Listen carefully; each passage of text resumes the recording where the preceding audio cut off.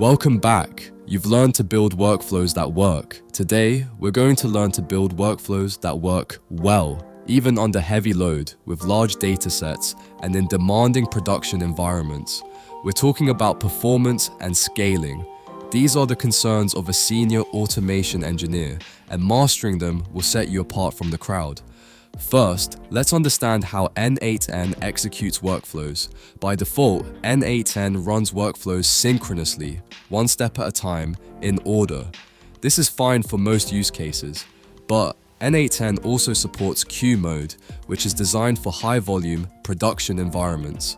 In queue mode, n8n uses a message queue, typically Redis, to manage workflow executions.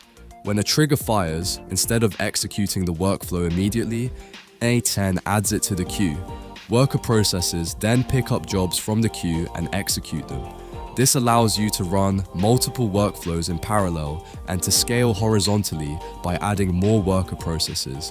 For high-volume applications, like processing thousands of webhook events per hour, queue mode is essential. Even without queue mode, there are many things you can do to make your workflows faster and more efficient.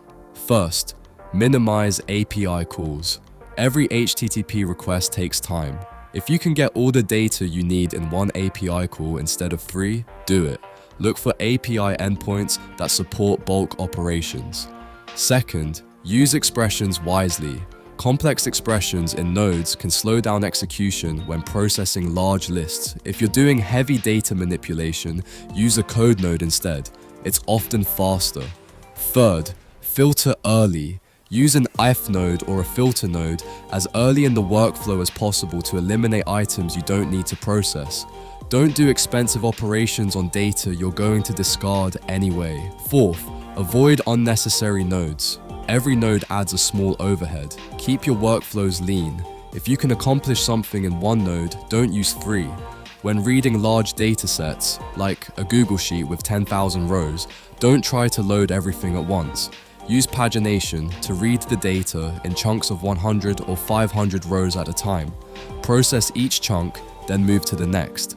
This keeps memory usage low and prevents timeouts. For writing large datasets, use bulk operations wherever possible. Instead of making one API call per row, look for a batch create or bulk insert endpoint that lets you send 100 records in a single call. This can reduce your execution time by 100x. A production workflow needs monitoring. You need to know when things are slow, when they fail, and when they're processing unusual volumes.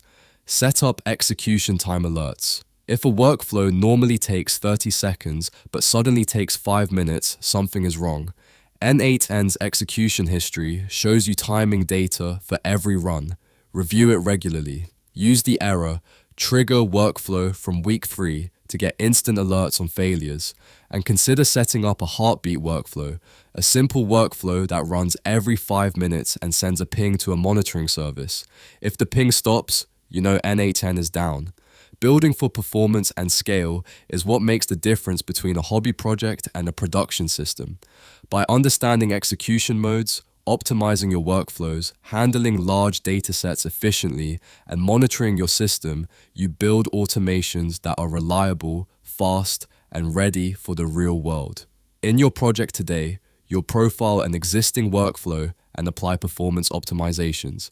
Let's build for scale. Enjoyed this lesson? Stay ahead of the curve in AI automation.